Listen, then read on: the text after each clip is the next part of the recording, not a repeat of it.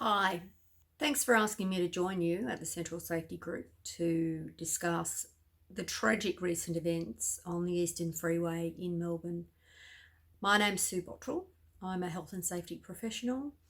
I'm a qualified lawyer and I specialise in the area of heavy vehicle national law and particularly under the chain of responsibility. The recent incident involving the death of 4 police officers arising from a dreadful accident with a heavy vehicle will raise interesting questions under a number of legislative frameworks. The first of these, of course, will be criminal obligations and criminal prosecutions that will be undertaken by the police against the driver of the vehicle. Primarily, they will focus on his conduct around drug use, speeding, and other culpable driving offences, and they will be prosecuted through the Crimes Act. And it is my understanding and the industry's understanding that the police will be taking essentially the primary role in prosecuting the driver and prosecuting any other parties. However, there are options under workplace health and safety law and the heavy vehicle national law to look at other parties who may well be implicated in this dreadful incident. The workplace health and safety legislation, as you would all know as safety professionals, is the primary legislation that governs the duties and imposes duties upon all employers across Australia for ensuring the health and safety of their employees and others who are impacted by the work they undertake. In the context of transport, this means the public and other road users. In this incident, obviously there was a duty towards those police officers by the transport operator to ensure that their vehicle would not be involved in such an incident which resulted in such tragic outcome. The other area of law that is important in this incident is the heavy vehicle national law, which some of you would probably be aware has undergone some changes. In 2018, there was amendments to the heavy vehicle national law under the chain of responsibility. What those amendments did was align the duties imposed on anyone in the heavy vehicle transport industry to ensure that their actions did not result in either indirectly or directly influencing a driver to operate a heavy vehicle in an unsafe manner. And there are essentially a number of areas where that legislation is targeted at. It is targeted at vehicles that are fit for purpose, in other words, maintained, and fit for the job for which they're being used. Mass and dimension, which means that loads are of correct weight, correct size, and are loaded correctly to be safe. Fatigue, ensuring that drivers are fit to undertake their work and are not suffering from fatigue. And the other area is road access, which is ensuring oversized vehicles do not use roads that they are unfit to be driven on. In this particular incident, what we're very much interested in is the driver's fitness for work. Under the chain of responsibility obligations, anyone who has the opportunity to influence that driver's operation of the vehicle can be considered through the operation of the duties of the heavy vehicle national law, and in particular the chain of responsibility obligations under 26C of the legislation. It is important to understand that the way that this section works is that it requires anyone who has an impact on the driver needs to have a think about how they impact on that driver, and that is specifically in relation to their activities. So as a consigner of goods, you're sending goods out on the road, So you need to make sure that you provide enough information to the driver about the type of goods that are being sent, the weights and measures of those goods, any particular details, say for example dangerous goods or loads that might move, and ensure that you are not placing unreasonable demands upon a driver to behave unsafely. And the classic example is requiring a driver to have a load between two distances that simply by the distance and the time allowed requires him to speed. Or not allowing a driver to take a break if you have control over that process, or scheduling loads in such a manner that a driver must drive when they are fatigued. This driver, it is now revealed, was clearly under the influence of drugs, and there were issues with psychological mental illness.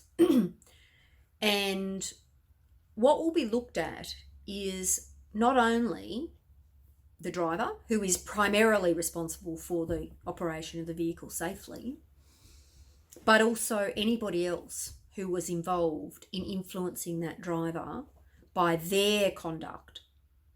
So the classic will be, the primary lens will be to look at the transport operator that hired the driver and what they were doing in respect of influencing that driver to drive unsafely. I'm absolutely sure that there was absolutely no conscious direction of the transport operator for the driver to take drugs, but things like scheduling hours so that drivers cannot have proper rest breaks, scheduling work so that drivers have to speed, can all result in drivers engaging in drug taking and such activities. When the Heavy Vehicle National Law was first introduced, it was essentially designed to regulate the safe operation of heavy vehicles.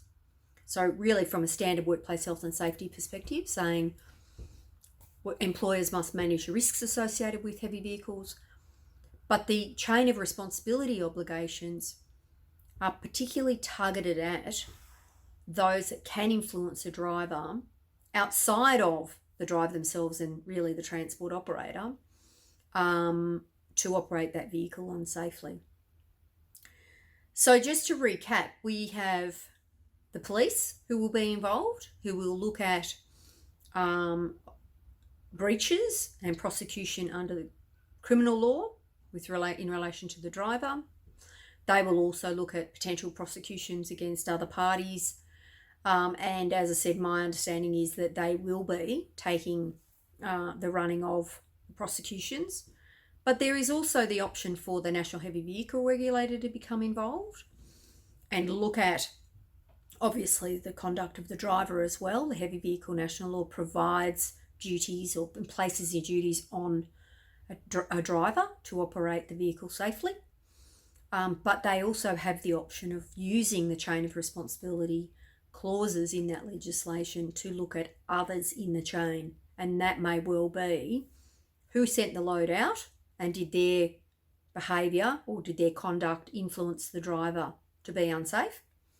The transport operator who employed the driver, what did they do to ensure that the driver was not influenced to drive unsafely?